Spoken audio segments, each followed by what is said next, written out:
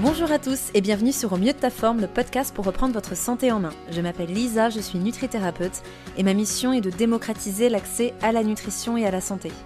À travers mes différents épisodes, je vous aide à démêler le vrai du faux en vous partageant mon expérience, des interviews d'experts, des conseils naturels et nutritionnels et ma vision globale de l'humain et de son environnement.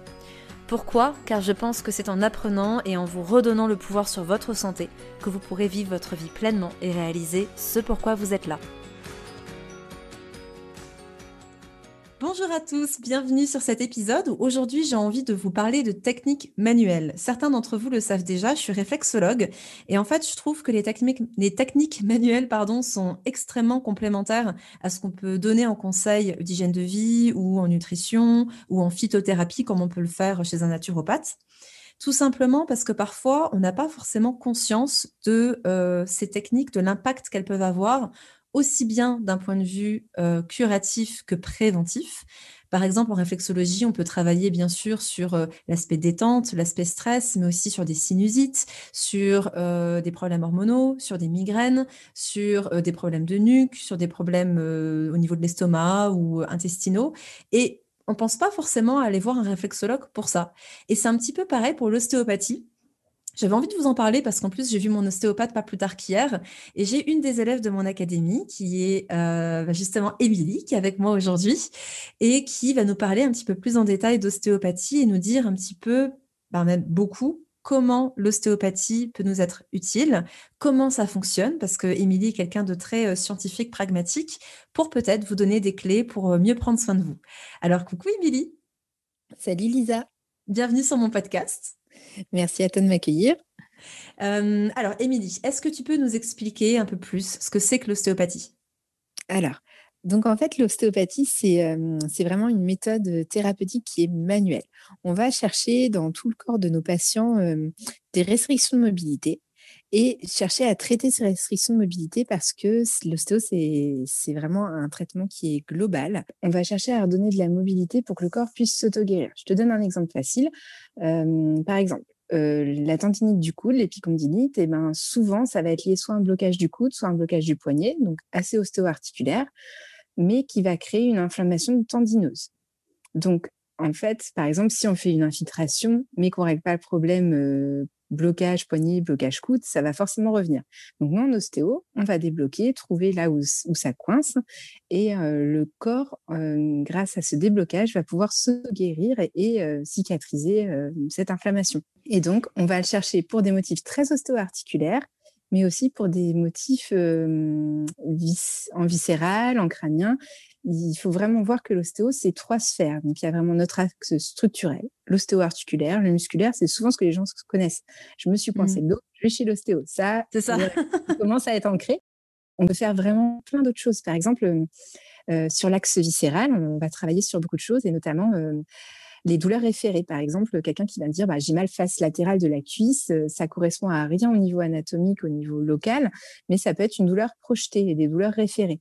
La douleur référée que les gens connaissent le plus, c'est notamment la douleur de l'infarctus du myocarde.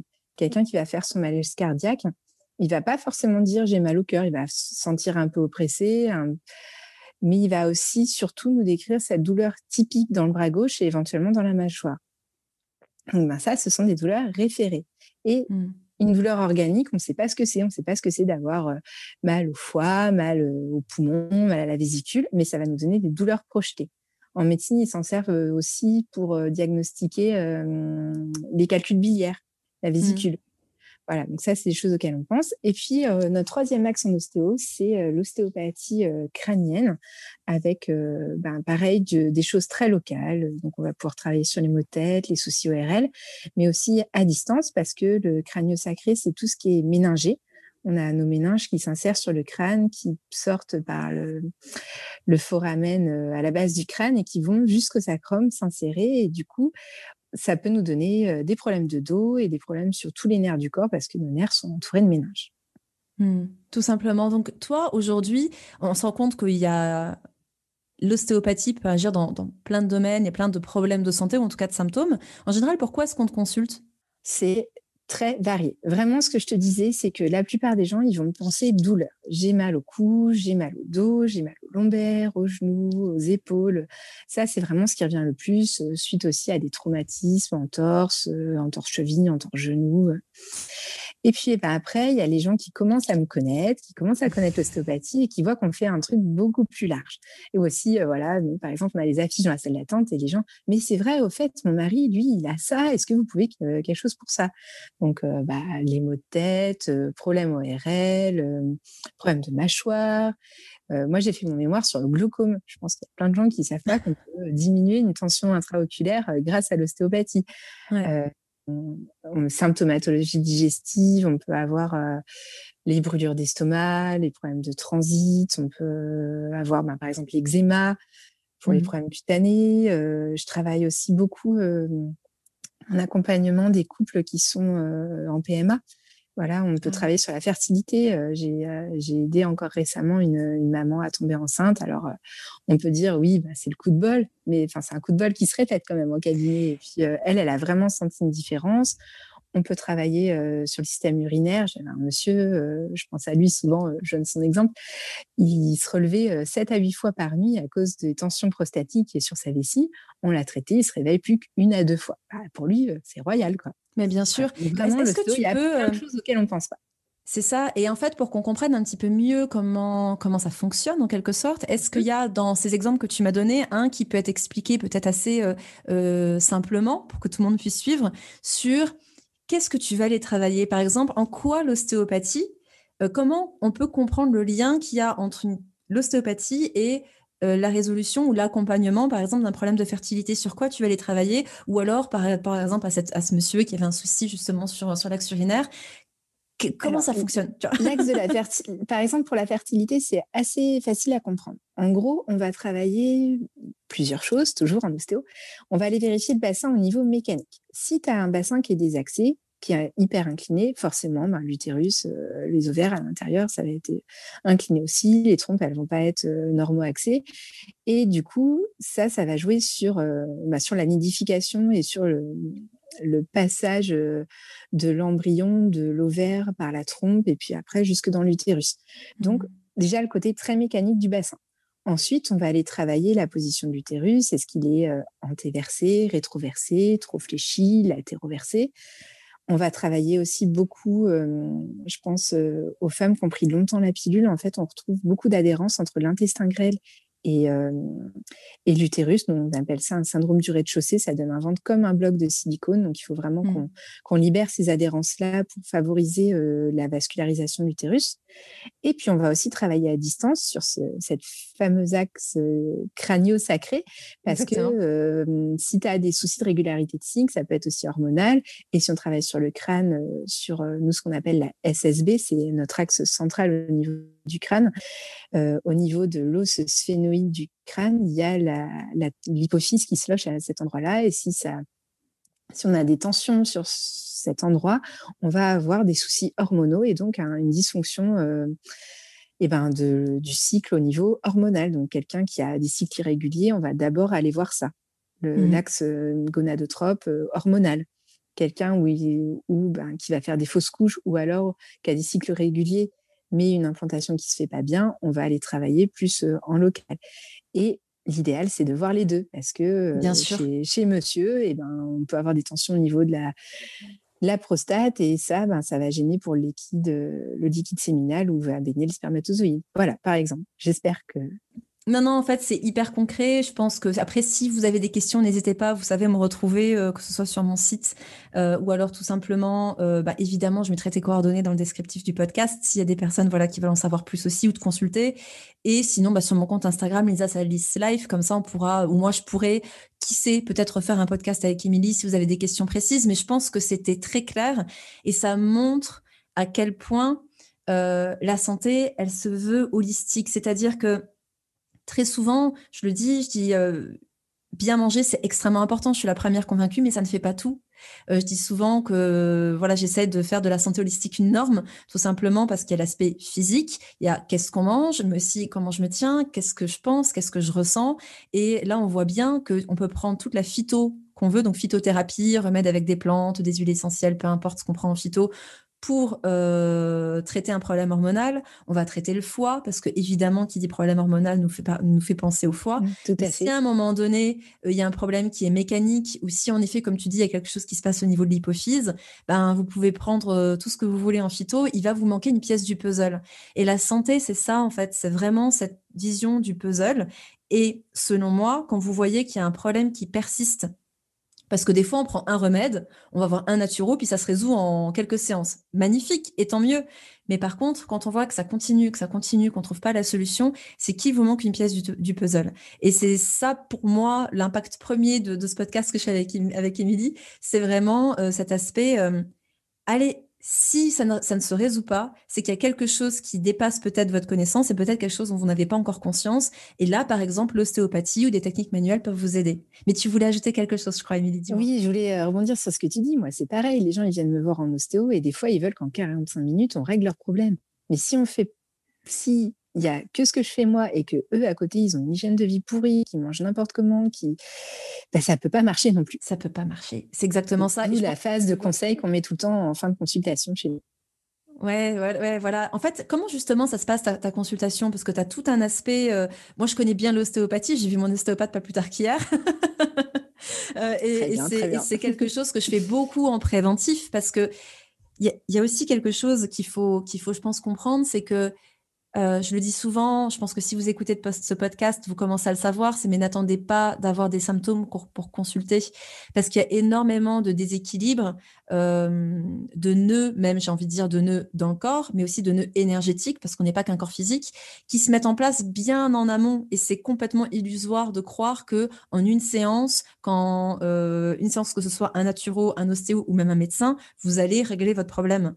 Le symptôme qui arrive de manière très forte et douloureuse ou la maladie, c'est le dernier cri d'appel du corps d'un problème qui a certainement mis des années à se mettre en place. Et ben, l'ostéo, tout comme la naturo, on va non pas s'intéresser aux symptômes, mais à la cause. Et il va falloir décortiquer et il va falloir enquêter et on va y aller comme un oignon, couche par couche. Donc ça demande du temps et c'est vrai que ça demande de la patience et un travail sur soi en fait. Donc ouais, ça je pense que c'est hyper important qu'on le précise. Oui, bien sûr, on fait du préventif, on fait du curatif, on s'adapte. Et c'est vrai que les gens, les premières fois, on les a en curatif. Et puis quand ils commencent à voir le bien-être que ça peut leur apporter, on peut les retrouver du coup plus en préventif. Souvent, moi, je leur dis, voilà, dès qu'il y a quelque chose qui vous chagrine un petit peu, vous n'attendez pas que ça s'aggrave et vous revenez me voir à ce moment-là. Vous savez que moi, je peux vous apporter tel confort. Et ben, si ça rediminue, il faut pas hésiter, il faut revenir. Exactement. Concrètement, vous voyez, par exemple, l'an dernier, j'ai fait un coup du lapin, j'ai fait une mauvaise chute en fait. Et du coup, ça m'a fait comme un coup du lapin, j'ai senti ma nuque craquer. Le premier réflexe que j'ai eu, c'est de me dire, je prends rendez-vous chez mon ostéo. Je sais très bien que déjà, d'un point de vue structurel, ça a dû impacter. Mais il m'arrive exactement la même chose quand j'ai un gros choc émotionnel. C'est-à-dire que je vais toujours avoir ce réflexe de me dire, tiens, j'ai un choc émotionnel, tiens, je vis une période où je me sens très stressée, très bloquée au niveau du plexus solaire.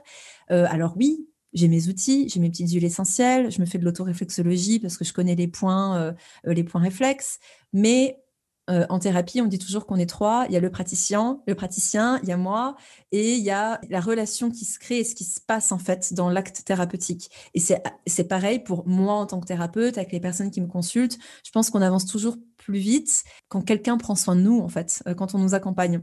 Pour moi, l'ostéopathie, c'est vraiment un réflexe comme bah, je me fais un jus vert tous les jours, ou je vais méditer tous les jours, ou je vais pratiquer soma tous les jours. Et puis quand je sens que je suis dans des périodes particulières, ou que j'ai eu un événement un peu traumatisant pour mon corps, peu importe sur quel niveau, je sais que mon ostéo peut m'aider. Et justement, Émilie, est-ce que tu peux voilà, nous dire comment se passe de A à Z déjà une séance chez toi? OK, donc du coup, en fait, on commence par un interrogatoire. On va vous demander, bah, déjà de détailler votre motif de consultation, de connaître vos antécédents parce que, bah, par exemple, si vous venez me voir pour, je sais pas, une douleur de sacro-iliaque, là, la douleur, au bassin et ben, ça peut être lié, à votre, appendicectomie que vous avez eue quand vous aviez, 15 ans. Il faut voir que le corps, au niveau cicatrice, nous on considère qu'une cicatrice, c'est comme un aspirateur ouvert en continu. Et Mhm. du coup, ça va m'entraîner un blocage du bassin qui va m'entraîner une sciatalgie. Donc pour l'appendicectomie, ça sera à droite. Et du coup, donc, je vous pose ces questions-là sur vos antécédents, sur ce qu'on appelle les sphères, donc la sphère ORL et la sphère, est-ce que vous avez des soucis dentaires, des soucis cardiopulmonaires, digestifs.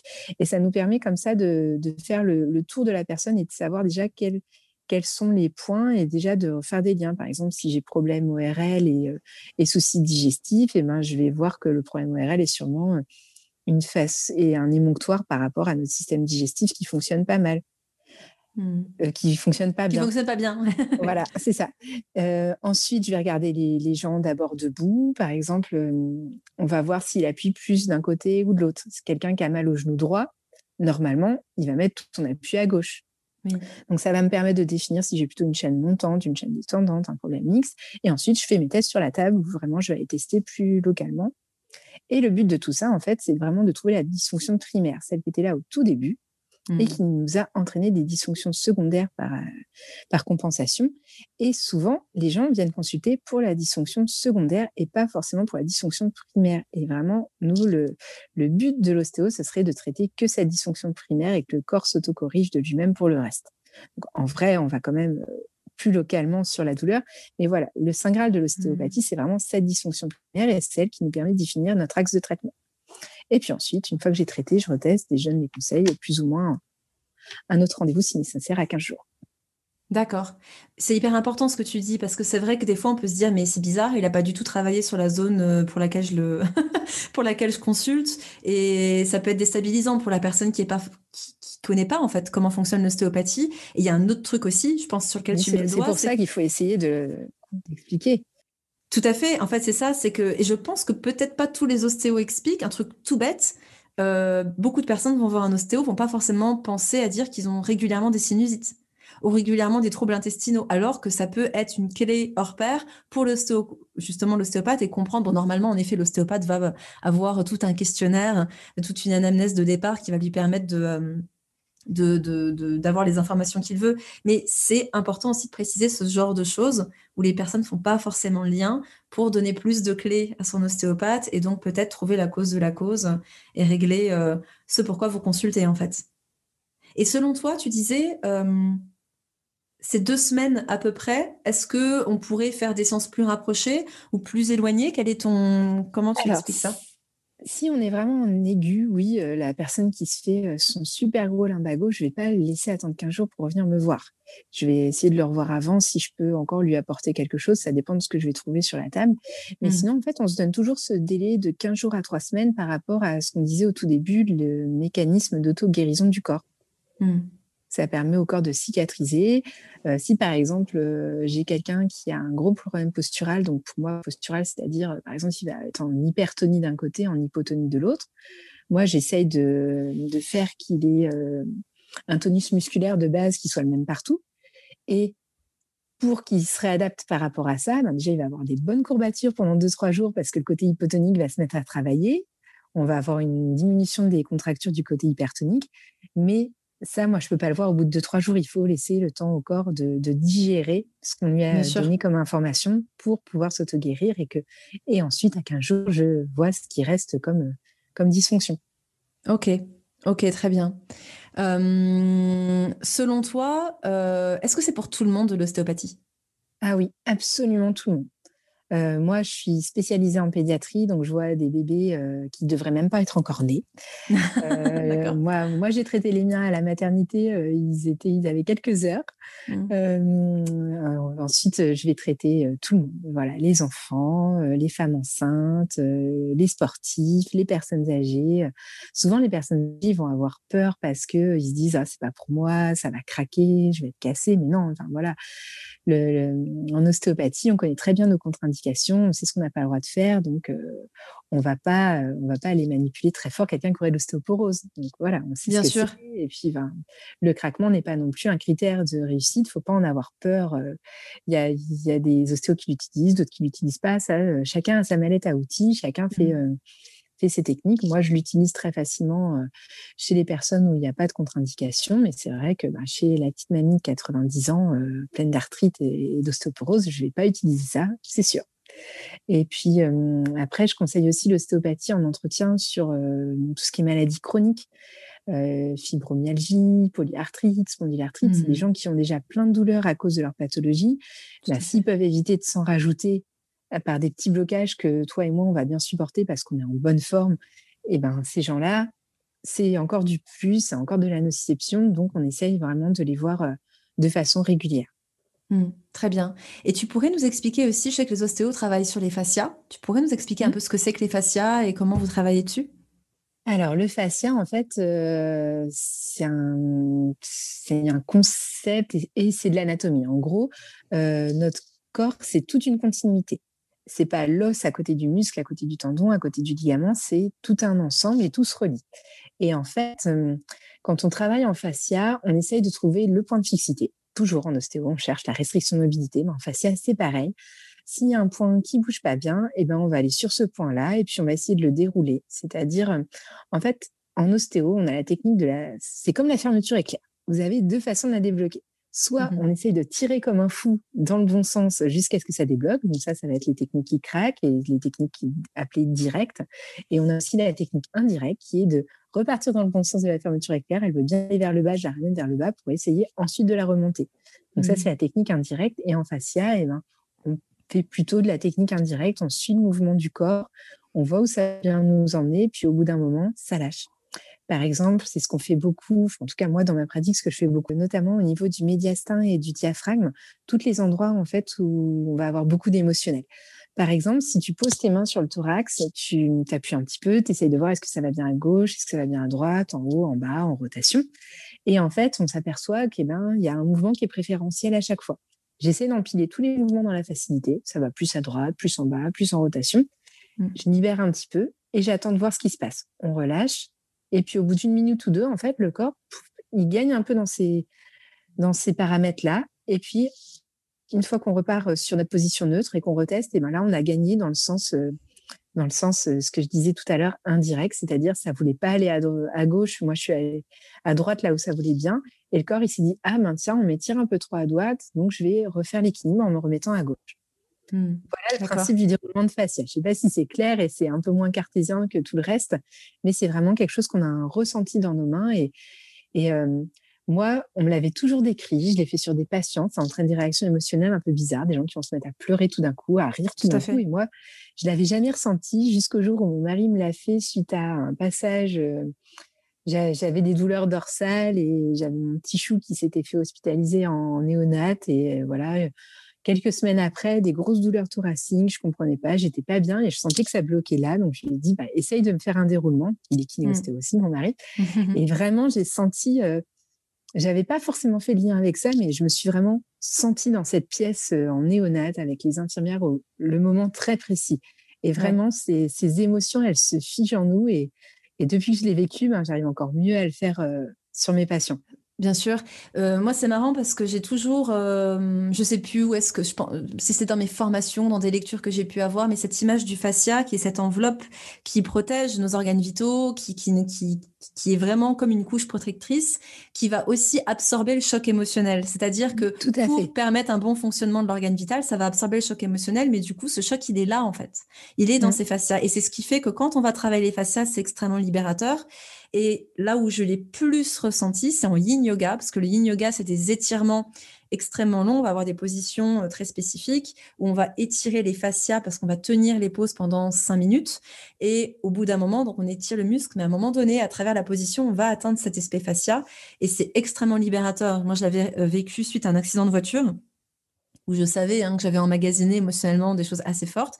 J'avais vu mon ostéo, bien sûr, et je me souviens, en attendant d'avoir mon rendez-vous avec mon ostéo, j'avais beaucoup pratiqué du yin yoga pour aller vraiment les étirer. Et on sent en fait aussi qu'il y a une décharge émotionnelle. Et puis bien sûr, quand on va travailler en fasciathérapie ou qu'on va voir notre ostéo qui travaille sur les fascias, on peut en effet avoir des vagues d'émotions qui viennent. Et c'est très bien. Ne retenez surtout pas.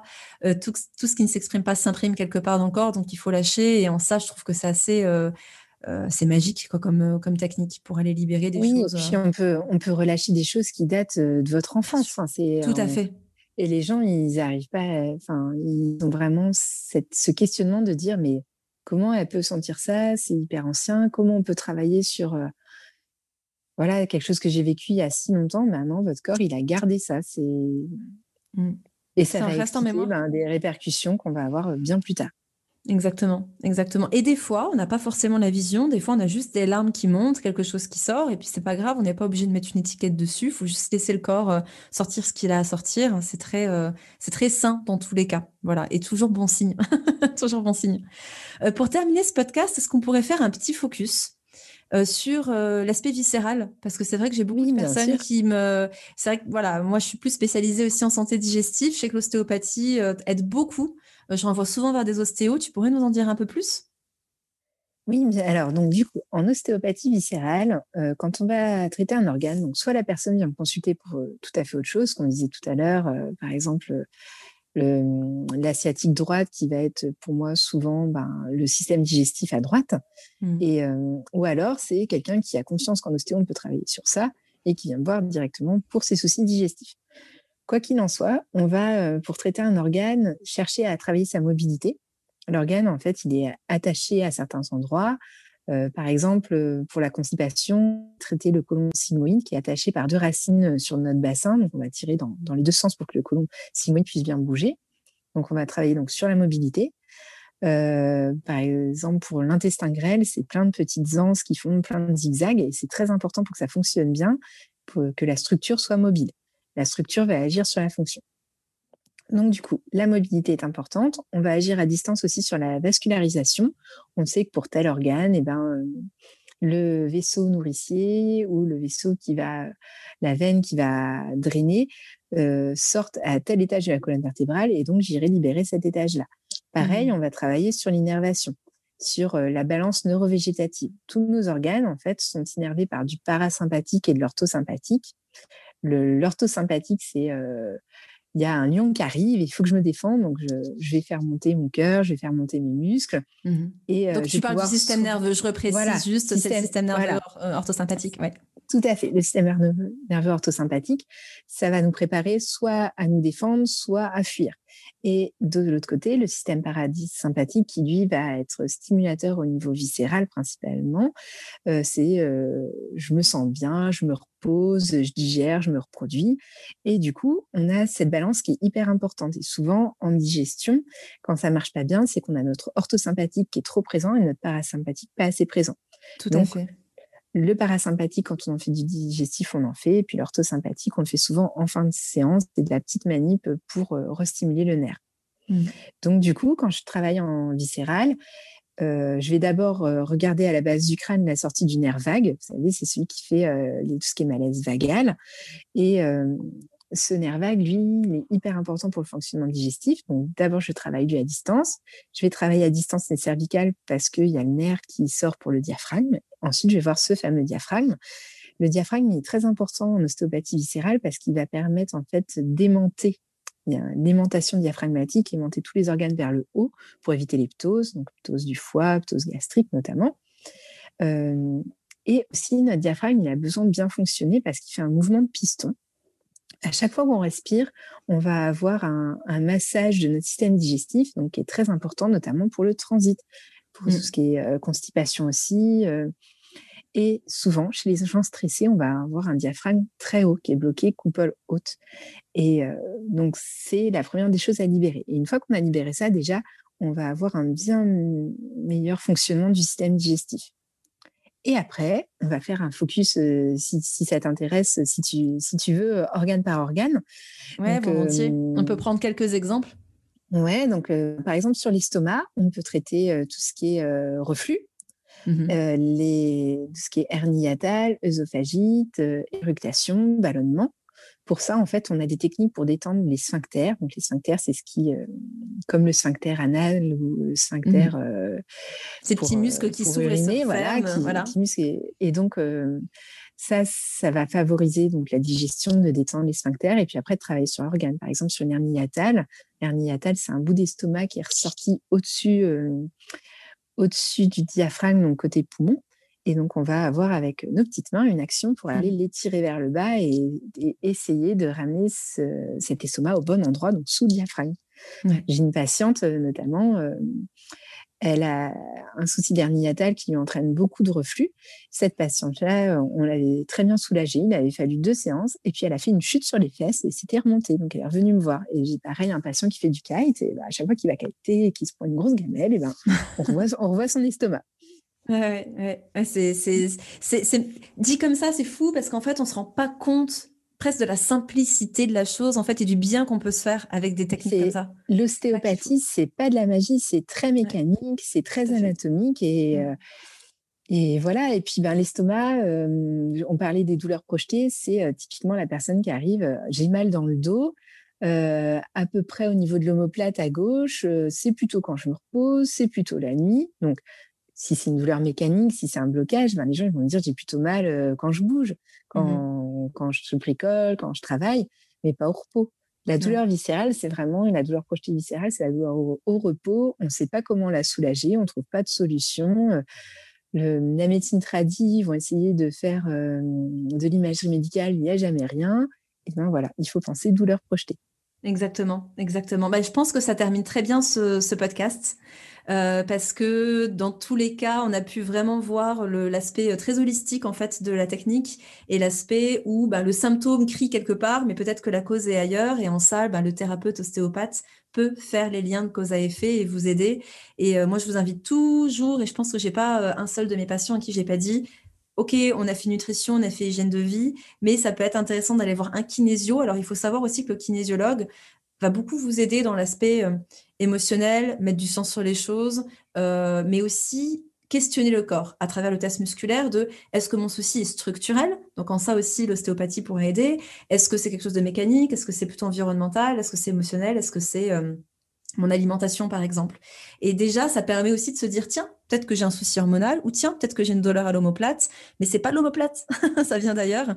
Et l'ostéo, ou comme moi en réflexologie, on va travailler. Alors, en réflexologie, on travaille toujours à distance du problème, via le système nerveux. Et en ostéopathie, je crois que vous travaillez à la fois à distance plutôt, mais aussi directement en local. Et c'est vrai que je peux que vous inviter, si vous ne connaissez pas cette pratique, d'expérimenter aussi bien en préventif qu'en curatif. Émilie, je te remercie infiniment. Avant de terminer, est-ce qu'il y avait quelque chose que tu voulais ajouter? Est-ce qu'il y a quelque chose que j'ai omis ou quelque chose dont tu voulais absolument parler, que tu veux partager maintenant? Non, je pense qu'on a tout dit. Voilà, vraiment comprendre que l'ostéopathie, c'est pour tous, pour tout le monde, quel que soit votre passif, quelles que soient vos douleurs, ça s'adresse à tous.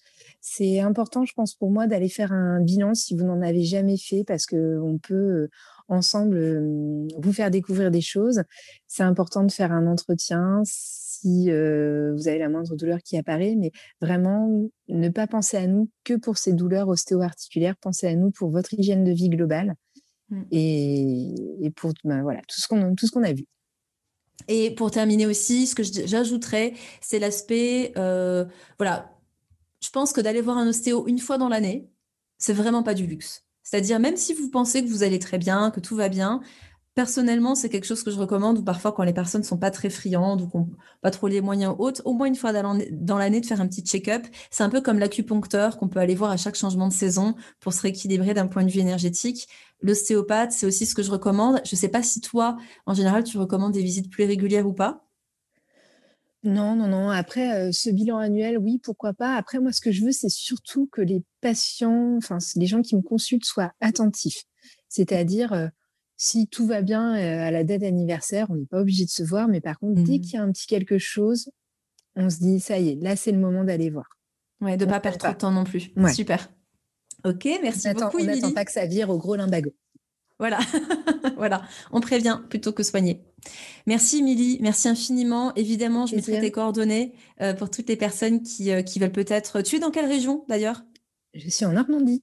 Voilà, elle est en Normandie, notre petite Émilie. Voilà, donc si vous cherchez une ostéo en Normandie, vous pouvez aller voir Émilie. Et puis, dans tous les cas, chers auditeurs, merci pour votre écoute. Prenez bien soin de vous et à très bientôt. Bye Émilie. Salut Lisa. Bye bye.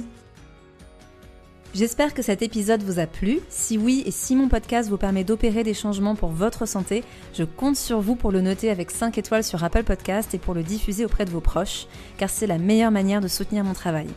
Si vous souhaitez aller plus loin, vous pouvez me retrouver tout de suite sur mon compte Instagram Lisa Salis Life, tout attaché, ou sur mon site nutritionénergétique.com. Alors à très vite et comme toujours, prenez bien soin de vous.